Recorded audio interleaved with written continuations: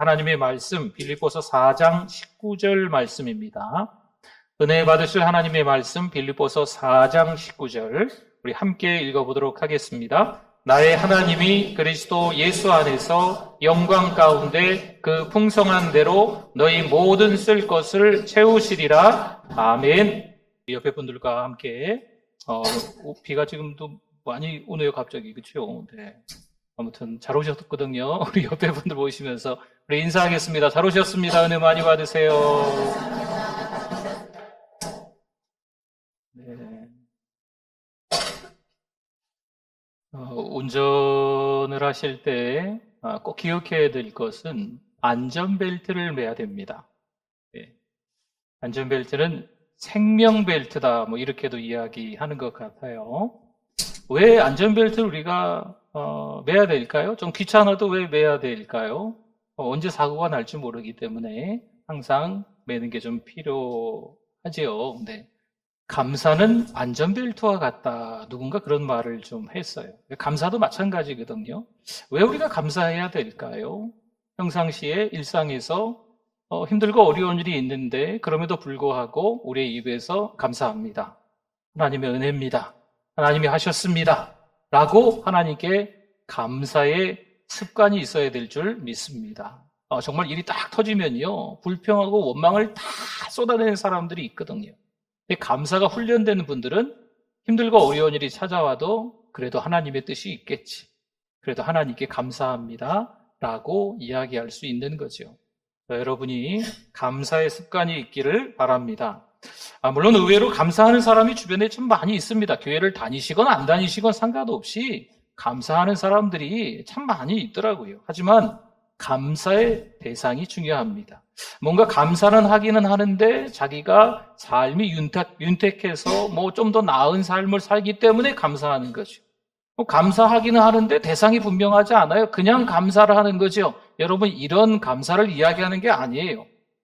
우리 신자는요, 범사에 감사해야 될 줄 믿습니다. 우리 신자는요, 감사를 하되 대상이 분명해야 돼요. 누구에게 감사하는 걸까요? 하나님께 감사하는 것인 줄 믿습니다. 에베소서 5장 20절 말씀에 보니까 범사해 이렇게 나오죠. 범사해 우리 주 예수 그리스도의 이름으로 항상 아버지 하나님께 뭐 한다고요? 범사해 아버지 하나님께 감사를 항상 하는 거죠. 여기서 말하는 범사는요, 고통의 현장이 포함된 겁니다. 때로는 너무 기쁘지요? 감사하지요? 은혜롭지요? 잘 되는 것 같지요? 여기에만 감사하는 게 아니고 슬픈 일, 힘든 일, 고통스러운 일, 불편한 일을 포함해서 거기까지 포함된 게 범사입니다. 그래서 그 범사에 감사하라라고 말씀하는 거죠. 내가 원하지 않는 삶이 나를 짓눌러도 하나님께 감사해요. 여러분 그럴 수 있으시겠어요? 고통이 찾아왔는데 하나님 감사해요. 이 고통, 이 꽃길이 아니고 광야길을 걷게 해주셔서 감사해요. 이러실 수 있겠나요? 물론 감사하려고 노력해야 합니다. 감사는 훈련이기에 일상에서 우리의 입단속을 잘 해야 됩니다. 에베소 5장 18절 말씀에 술 취하지 말라. 이는 방탕한 것이니 오직 성령으로 충만함을 받으라. 아멘. 어려운 상황을 이겨내고 감사할 수 있는 것은 내 힘일까요? 내 의지, 내 노력으로 이겨낸 것일까요? 내가 감사해야지. 그럼에도 불구하고 내가 감사해야지. 여러분 이렇게 한다고 해서 감사할 수 있는 걸까요? 아니더라고요. 감사해야지. 감사밖에 뭐가 있겠어? 감사해야지. 이렇다고 감사하는 거 아니에요. 성령 충만해야 감사하는 것입니다. 성령 충만은 말씀해 보니까요, 술 취함과 비교하고 있습니다. 물론 성령 충만과 술 취함은요, 무엇의 지배를 받는다는 것에 공통점이 있어요. 술의 지배를 받는 거죠, 술 취함은. 성령의 지배를 받는 건 성령 충만입니다. 술 취함은 스스로 자신을 통제하지 못한다죠. 왕년에 술 깨나 해보신 분들은 아마 잘 아시지 않을까 생각합니다. 그런데 성령의 쇠술에 취하면요, 자신을 통제할 수 있는 거예요. 술에 취하면 내 삶의 에너지를 엉뚱한 곳에 다 쏟아붓는 거죠. 낭비한 거지요. 술에 취했기 때문에 그냥 무슨 말을 했는지도 모른다고 하면서 막 이야기해요. 취중진담이라는 것도 있다죠. 하지만 성령 충만한 삶은 꼭 필요한 곳에 에너지를 쏟아붓는 겁니다. 여러분 성령 충만은요, 고통이 찾아와도 이겨내게 하고 감사로 나아가게 하는 줄 믿습니다. 또 한 절 에베소 5장 19절 말씀에 보니까요, 시와 찬송과 신령한 노래들로 서로 화답하며 너희의 마음으로 주께 노래하며 찬송하며 아멘. 시, 찬송, 신령한 노래 다 한 방향을 바라보고 있어요. 하나님이죠. 하나님을 바라보고 뭐 하는 겁니까? 예배하고 있는 겁니다. 세상의 노래도 우리의 마음을 만져주는 것 같습니다. 우리 믿는 사람들이 그런 말을 할 때가 있어요. 세상의 노래를 듣다가 참 은혜스럽다. 자기 마음을 만져줬나 봐요. 자기 마음을 알아준 것 같습니다. 여러분 딱 거기까지. 세상에 여러 노래들을 요즘 듣고 계시지 않습니까? 요즘 뭐 유행하는 게 우리나라 트로트잖아요. 트로트. 네. 옛날 지나간 또 유명한 가수들이 부르는 그런 노래들. 네. 보면 들으면 참 이게 막 감동스럽고 그러지 않습니까? 딱 거기까지. 찬양은 우리의 마음뿐만이 아니고 우리가 하나님을 향하게끔 하는 줄 믿습니다. 찬양 한 곡 제대로 하면요, 우리의 영혼 깊은 곳의 아픔도 씻어지는 거죠. 성령 충만한 사람들의 예배 장면을 한번 떠올려 보세요. 여러분 거기는 은혜가 충만합니다. 그들 가운데 역사하시는 성령으로 말미암아 이미 하나님께서 그곳에 임하신 줄 믿습니다. 물론 예배는 하나님께 올려집니다. 그리고 동시에 서로가 서로에게 받은 은혜가 흘러가는 거예요. 하나님이 주시는 그 은혜가 서로에게 전달되는 거죠. 그렇습니다. 성령 충만은요, 감사, 그리고 예배를 연결시켜주는 겁니다. 지금 에베소서 5장 18절에서 21절의 말씀을 보고 있는 거예요. 한 가지 더 21절을 한번 보면요. 그리스도를 경외함으로 어떻게 하라고요? 피차 복종하라. 아멘. 성도 여러분, 예배는 하나님과의 관계입니다. 성령 충만하여 하나님께 예배드리는 거죠. 그럼 여기서 말하는 복종은 뭘까요? 예배가 하나님과의 관계라면 복종은요, 사람들끼리 피차 서로와의 관계를 이야기하고 있는 겁니다. 공동체 안에서 누군가는요, 글쎄요, 왕이 되려고 해요. 공동체 안에서 누군가는요, 갑이 되려고 합니다. 그러면 왕이 되려고 하는 사람이 있으면 다른 사람은 신하죠. 누군가 갑이 되려고 하면 다른 사람들은 다 의리지 않겠습니까? 어쨌든 왕이 되려고 갑이 되려고 야단 법석들입니다. 상대방을 배려하지 않고 의견을 무시하고 자기 마음대로 해요. 그리고 그게 카리스마라고 해요. 카리스마가 정말 좋은 말인데 그런데다가 갖다 붙입니다.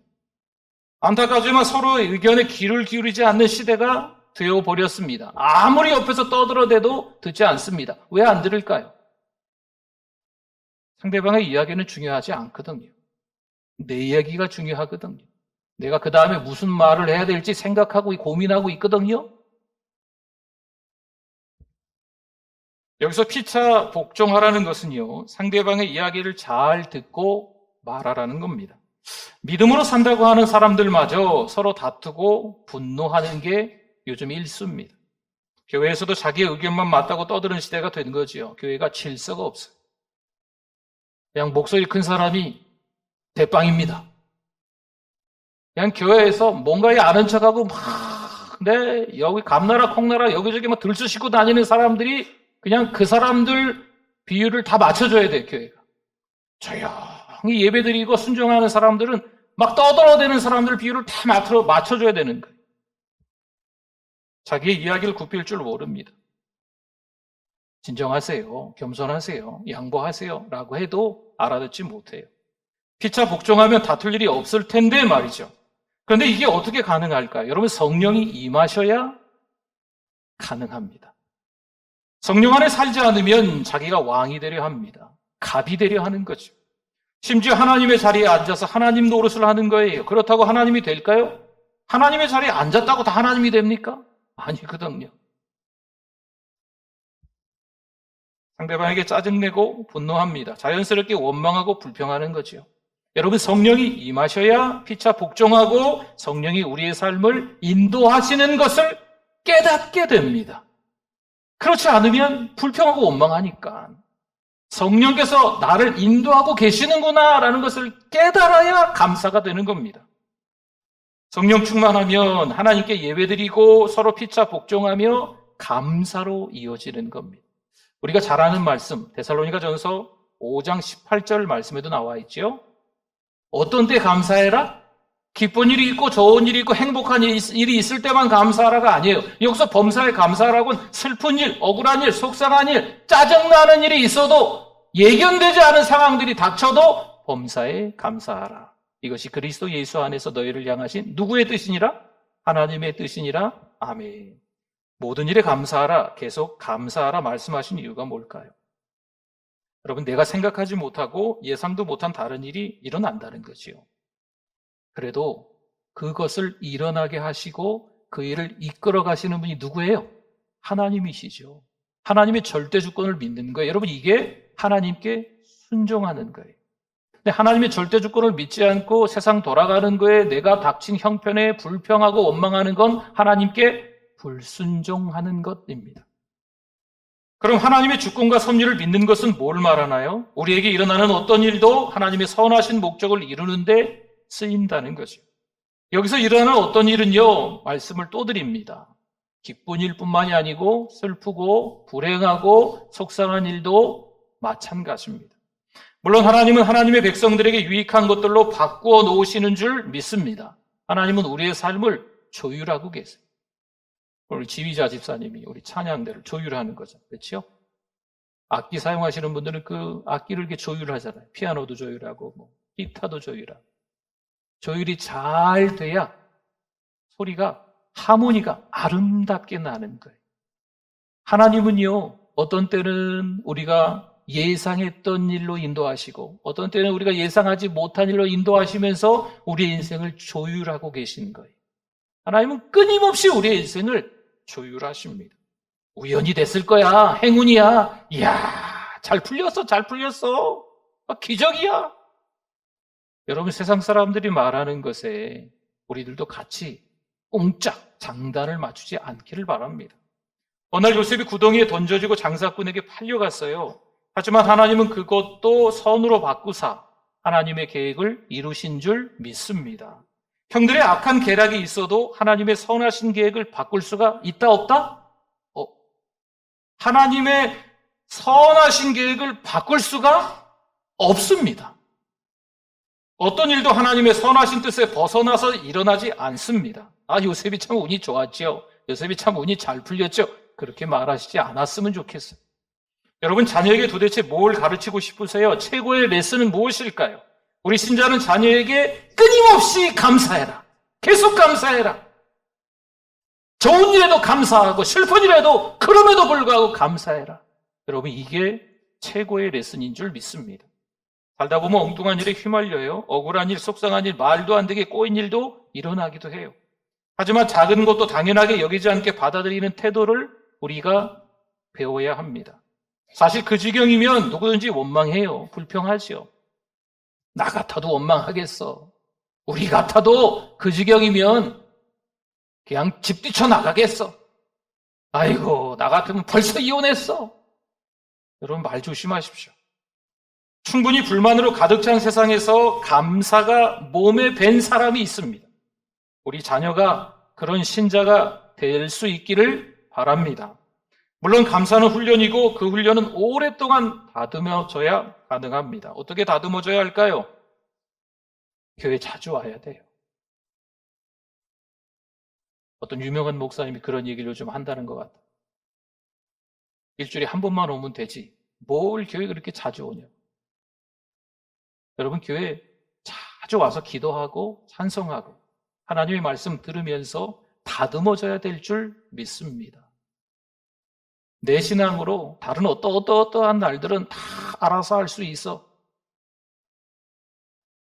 착각이에요. 어찌 보면 좀 죄송스러운 말일 수도 있지만 잘 생각해 보세요. 그게 영적 교만일 수도 있어요. 자신의 부족함을 정확히 알아야 하나님을 찾는 거예요. 자신의 부족함, 나약함을 알아야 하나님께 찬송하고 하나님의 말씀을 듣고 내가 저렇게 살아야 되겠구나. 하나님의 말씀에 나와 있으니까 그 말씀이 창문이니까 내가 하나님의 말씀으로 세상을 봐야겠구나 라고 깨닫는 거죠. 그래서 감사는요, 하나님에 대한 태도이다라고 말을 합니다. 어떤 상황에서든지 하나님의 주권을 인정하고 감사하는 거죠. 그럼 원망과 불평은 왜 할까요? 이건 하나님과의 관계가 바르지 않다는 거죠. 여러분, 이건 불순종입니다. 좀 더 상황이 나아지면 감사해야지. 정말 상황이 좀 나아지면 감사하실 수 있을까요? 여러분, 감사했던 분이 감사하는 거예요. 아무리 상황이 좋아지고 나아져도 불평했던 사람은 또 불평거리를 찾아서 불평합니다. 아시겠지만 인생은 마음에 드는 것보다 마음에 들지 않는 것들이, 사건들이 더 많이 일어나잖아요. 충분해서 완벽해서 만족하고 감사하는 게 아닙니다. 부족하지만, 연약하지만, 때로는 너무 터무니없이 말도 안 되는 일이지만 그럼에도 불구하고 거기서 뭘 찾아요? 감사거리를 찾는 거죠. 누가 봐도 저 사람은 감사할 상황이 돼. 그래서 감사한 거겠지. 여러분, 그런 사람이 어디 있어요?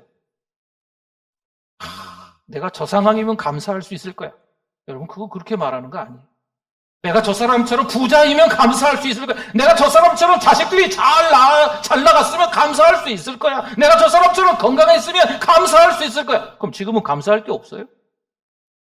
여러분, 그 사람처럼 더 부자가 되고 자녀들도 잘 되고 건강해지면 감사할 수 있을 거야. 지금 불평하는 사람은 그렇게 돼도 감사하기 어려우세요. 성도 여러분, 어렵고 힘든 일은 한 번 쉬고 그 다음에 오고 또 한 번 쉬고 그 다음에 이러지 않아요. 힘들고 어려운 일은요, 계속 이어지는 것 같아요. 그럼 늘 그 상황에 불평하고 원망하시겠습니까? 분명 하나님의 은혜가 그 하나님의 사랑이, 그 하나님의 손길이 계속 있는데 왜 매번 그렇게 원망하시려 합니까? 신앙이 좋아지지 않으면 늘 그 자리입니다. 여러분, 사춘기 아이들이, 질풍노도의 시기를 겪는 아이들이 가출을 해요. 문을 쾅 닫아요. 부모님 말에 귀 기울이지 않습니다. 애들만 그럴까요? 신앙인들도 그런 방황이 있더라고요. 예전에 신앙생활 잘하셨는데 뭐가 불만이셨을까? 뭐 어떤 일이 있으셨을까? 귀를 닫아버립니다. 눈을 닫아버려요. 입을 닫아버려요. 표정이 굳어져 있습니다. 찬송을 해도 기도를 해도 말씀을 들어도 전혀 바뀌지 않으려 합니다. 결코 상황이 좀 좋아진다고 원망과 불평이 사라지지 않습니다. 먼저 제일 중요한 건요, 누구와의 관계? 하나님과의 관계가 회복돼야 될 줄 믿습니다. 하나님과의 관계가 좋아져야 될 줄 믿습니다. 왜 그렇게 누구 탓을 하고 원망과 불평을 하는 삶일까요? 여러분, 하나님과의 관계를 점검해 보셔야 돼요. 그게 깨진 것일 수 있어요. 삶이 다급해지면 하나님과 멀어집니다. 하나님이 보이지 않는 거죠. 여러분, 어떠세요? 2024년 상반기 6개월을 보내시면서 원망과 불평이 많이 나오셨나요? 이놈의 세상, 이 나라, 대통령, 한국교회가 어쩌고 저쩌고, 목회자들이 어쩌고 저쩌고, 이 가정이 어쩌고 저쩌고, 부모가 어쩌고, 자식이 어쩌고 저쩌고 하면서 누구를 원망하고 불평하는 시간들이 혹시 많지 않으셨습니까? 그렇다면 잘 생각해 보시고 지금 하나님과 멀어져 있는 건 아닌가? 점검해 보셔야 됩니다. 문제로 인해 기도하지 않습니다. 찬송하지 않습니다. 하나님의 말씀이 들리지 않습니다. 들리지 않는다기보다도 내가 원하는 것만 쏙 빼먹고 나머지는 다 갖다 버리는 거지. 교회 다닌다고 말해요. 종교는 기독교라고 어딘가에 표시를 합니다. 심지어 구원받았다고 말하죠. 은혜 받았다고 말을 합니다.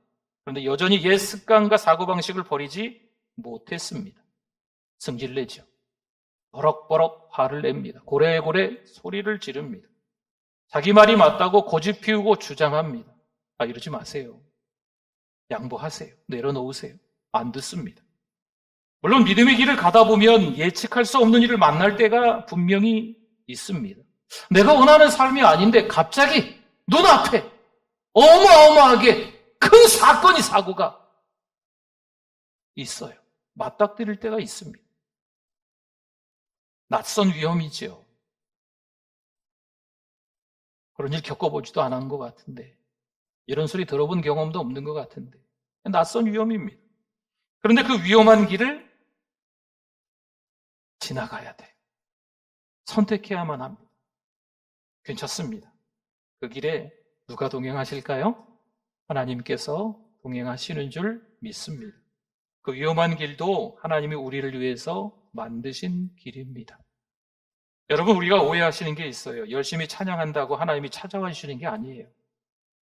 내가 영적으로 막 뜨거우니까 하나님이 나와 함께 하시는 거 아닙니다. 잘못 알고 계신 거예요. 큰 소리로 기도해야 그 소리 때문에 하나님이 응답해 주시는 게 아닙니다. 이게 왜 아닌지 거꾸로 한번 다시 여쭤봅니다. 열심히 찬양 안 하면 하나님이 안 찾아주실까요? 영적으로 뜨겁지 않으면 하나님이 나와 함께 하시는 게 아닙니까? 내가 나약하고 부족하고 연약하고 내 한계를 느끼고 있을 땐 하나님이 함께 하지 않으시는 걸까요? 큰 소리로 기도하지 않으면 하나님이 못 들으셔가지고 내 기도에 응답하지 않으시는 걸까요? 아니잖아요. 그럼 결론은 그거예요. 하나님은 이미 우리와 함께 하십니다. 우리가 큰 소리로 기도하지 않아도 작은 소리로 기도해도 큰 소리로 기도하지 마시라는 게 아니에요. 큰 소리로 하건 작은 소리로 하건 때로는 우리가 영적으로 뜨겁고 어떤 때는 너무 침체에 빠진 것 같고 또 열심히 찬양할 때도 있는데 열심히 찬양 안 할 때도 있고 여러분 어느 때나 변함없이 이미 하나님은 우리와 동행하고 계신 줄 믿습니다. 시편 139편 8절에서 10절 말씀인데요. 내가 하늘은요 높고 높은 곳이 끝이 없이 높다라는 의미를 담고 있는 거예요. 거기에 올라갈지라도 누가 거기 계세요? 하나님이 계신다는 거죠. 소울은요 낮고 낮은 정말 더 내려갈 자리가 없는 것 같은데 더 내려가고 더 내려가고 그게 소울이라는 거예요. 뭐 다른 의미로 지옥이라는 의미도 있지만 어쨌든 더 가장 낮은 곳이에요. 거기서 내 자리를 펼지라도 누가 계세요? 거기 계시니이다. 하나님이 계신다. 내가 새벽 날개를 치면 바다 끝은 멀리 멀어도 어떻게 저렇게 멀 수 있을까 싶은 그곳을 얘기하는 게 바다 끝이에요. 근데 그 바다 끝에 가서 거주할지라도 거기서도 주의 손이 나를 인도하시며 주의 오른손이 나를 붙드시리이다. 아멘. 아멘.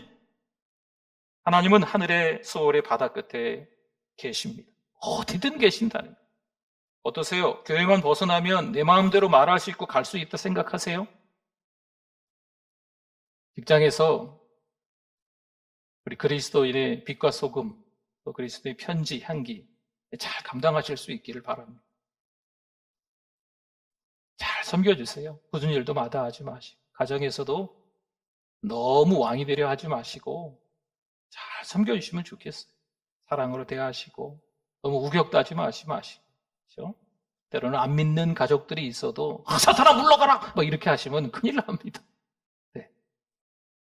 이해하시고 사랑하시고 또 기도하시면서 잘 품어주셔야 됩니다. 교회 방만 나가면 예배드리는 시간이 아니면 그 장소만 떠나면 자기 마음대로 하려는 그런 습관이 있어요. 여러분 어떤 특정 장소, 특정 시간에만 하나님을 만나는 게 아닙니다. 하나님은요, 교회라는 곳에 이 예배 드리는 이 시간에만 임하시는 분이 아니세요. 저 하늘에 우리가 올라갈지라도, 저 서울에 내려갈지라도, 저 바닷가에 거할지라도 거기 누가 계신다고요? 하나님이 계시다니까요. 하나님의 임재를 의식하지 못하는 사람은 자신의 힘으로 살려고 해요. 사람이 노력하면 뭔가를 가질 수 있다 생각합니다. 물론 노력해서 가질 수도 있는 게 있겠죠. 하지만 한순간에 다 사라지는 것들입니다. 빌립보서 4장 19절 말씀인데요. 우리 같이 한번 읽어주십시오. 나의 하나님이 그리스도 예수 안에서 영광 가운데 그 풍성한 대로 너희 모든 쓸 것을 채우시리라. 아멘. 하나님은 그냥 주시는 게 아니에요. 어떻게 주신다? 풍성하게, 꽉꽉 넉넉하게, 충만하게 채워주시는 분인 줄 믿습니다. 오늘 말씀의 제목이 최고의 감사였어요. 최고의 감사는 뭘까요? 최고의 감사를 하시라고 하니까 여러분 주머니 다 뒤져가지고 있는 거 없는 거 다 뒤져서 많이 바리바리 싸들고 와서 교회 다 갖다 바치세요. 이런 의미 아니에요. 여러분 최고의 감사는요. 대상이 분명해야 된다는 의미입니다. 최고의 감사는요. 누구에게 감사하라? 여러분 세상 사람들이 감사하는 걸 한번 보십시오. 그 사람들이 감사하는 대상이 없어요. 자기가 좀 더 나은 상황이 되면, 환경이 되면 거기서 감사하는 거죠. 근데 우리 믿음의 사람들의 감사는요, 대상이 분명해야 돼. 누구께 감사하라? 하나님께 감사하라. 여러분, 이게 최고의 감사인 줄 믿습니다. 최고의 감사. 복잡하게 생각하지 마십시오. 세상에서 다른 어떤 사람들처럼 박애주의를 최고의 감사라고 부르는 게 아닙니다. 최고의 감사는 오직 하나님께 감사하는 것인 줄 믿습니다. 어느 날 예수님께서 많은 사람들에게 말씀을 전하셨어요. 남자 장정만 보니까 한 5천 명, 남녀노소 합하면 한 2만 명, 3만 명 되지 않을까 가늠해 볼 수 있는 베세다 들녘이었습니다. 이 끼니도 걸으시면서 말씀을 전하시는 거죠. 물론 이 앉아있는 분들도 다 아마 끼니를 걸렀을 것 같아요. 어린아이가 도시락 하나 가지고 옵니다. 오병이어. 근데 오병이어에 예수님께서 감사하세요. 여러분, 오병이어는요, 예수님 혼자 드셔도 부족하실 수도 있어요. 그런데 어찌 보면 너무 작고, 어찌 보면 너무 사소하고, 어찌 보면 별것도 아닌 것 같은데, 그 양으로 따지면 아이고 애게 너무 부족한데, 예수님이 감사 기도를 하시고 그것을 그 많은 사람들에게 어떻게 나눠주는지 아십니까? 원대로 나눠주십니다.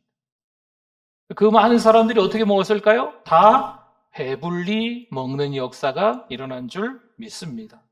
성도 여러분, 일상에서 작은 일부터 하나님께 감사하는 습관을 가져야 될 줄 믿습니다. 벌써 6개월이 지났습니다. 좀 송구스럽긴 한데 벌써 인생의 절반이 지났습니다. 어찌 보면 지금까지 인생을 살아온 것보다 앞으로 살 날이 길지 않을 수도 있습니다. 어떻게 살아야 할까요? 여러분, 자꾸 세상에서 왕이 되려고 하지 마십시오. 갑이 되려고 하지 마세요. 너무 큰 소리 치면서 내가 대장이 돼야지 말이야. 나 아니면 누가 하겠어? 가정에서, 직장에서, 교회에서, 여러분 주변 사람들과의 관계에서 자꾸 그런 식으로 세상의 이 문화에 같이 젖어들어서 살아가지 않기를 바랍니다. 성령 충만한 하나님의 사람들은요, 피차 복종하는 겁니다. 괜찮습니다. 신앙으로 살다 보니 억울한 일이 생겨요. 속상한 일이 생깁니다. 답답하죠. 하지만 우리는 기억해야 됩니다. 하나님은 이미 다 아십니다. 늘 내 곁에 계신 하나님, 내 안에 계신 그 하나님은 이미 다 듣고 계시는 줄 믿습니다. 상황과 환경에 따라 감사하지 마시고 하나님께 최고의 감사를 하실 수 있기를 축원합니다. 아멘. 우리 기도하겠습니다. 오늘 말씀 기억하면서 우리 주여 한번 부르짖고 기도합니다. 주여, 하나님 아버지 감사합니다. 하나님, 원망과 불평을 했음을 회개합니다. 나약해서 하나님 아버지 넘어졌음을 회개합니다. 하나님만 의지해야 되는데 자꾸 세상이 좋아 보였음을 인정하고 회개합니다. 다시 한번 믿음에 굳게 서서 믿음의 뿌리를 내리고 하나님께 감사하는, 최고의 감사하는 우리들 모두가 되게 하여 주시옵소서. 하나님 아버지, 은혜를 감사합니다. 부끄럽지만, 연약하지만, 나약하지만 또 우리를 예배자로 불러주셔서 감사합니다. 터무니없이 부족한 우리네 삶의 형편을 듣게 하시니 감사합니다. 그럼에도 불구하고 하나님이 함께 계시다는 말씀을 듣고 하나님 앞에 또 감사할 수 있는 우리들 되게 하여 주시옵소서. 세상 사람들처럼 감사하는 게 아니고 우리는 하나님께 감사하는, 최고의 감사를 하는 우리들 되게 해 주실 줄 믿습니다. 예수님의 이름으로 기도드립니다. 아멘.